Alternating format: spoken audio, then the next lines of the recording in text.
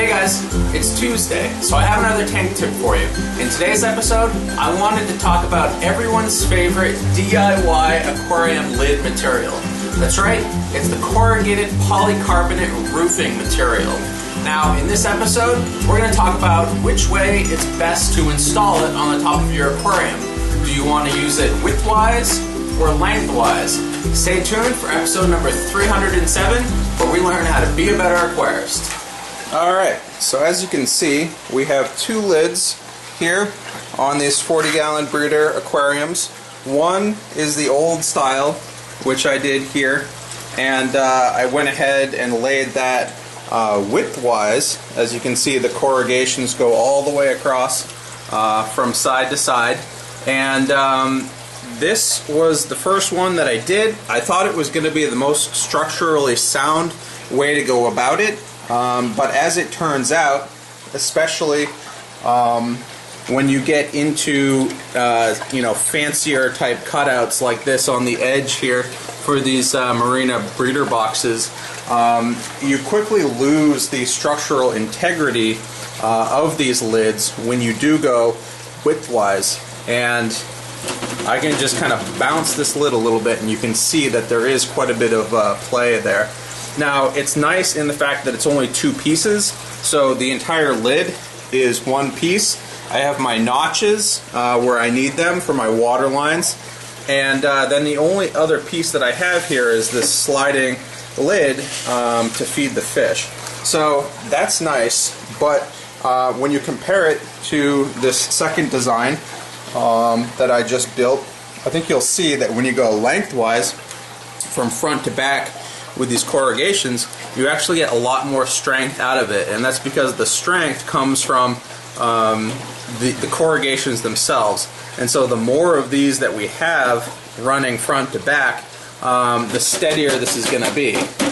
I could probably put a hammer on top of this and it wouldn't go anywhere. It's very stable, and I do have a lid here, much the same, so that works the same. But the only downside is this is actually a three-part lid.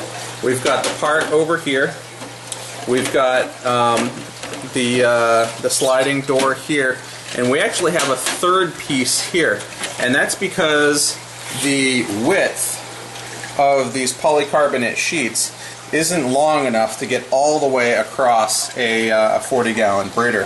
So that does mean that this is a three-part lid instead of a two-part lid. I guess that's the only downside to this method. And I guess the other upside to doing it this way, going lengthwise, is that you can utilize the entire piece of polycarbonate. I go ahead and buy them in 8-foot sheets, and then I can just measure out the distance that I want, and then cut that, and then throw that on top of here. And because of that, I'm not going to have any waste left over.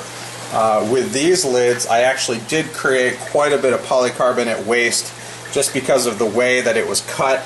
Wasn't exactly the right dimensions for this sheet. So there are two methods that I use to cut. You can go ahead and use scissors. It's a little difficult, but it does work. You don't always get the best edges. Sometimes your edges will kind of run in one direction or the other.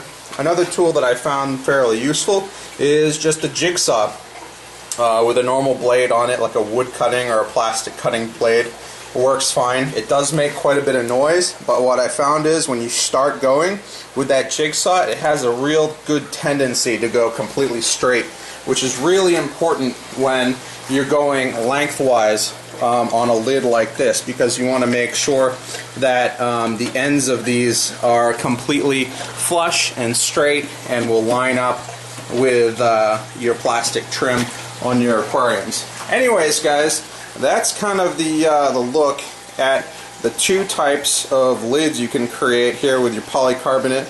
I would definitely recommend doing it this way, the lengthwise way.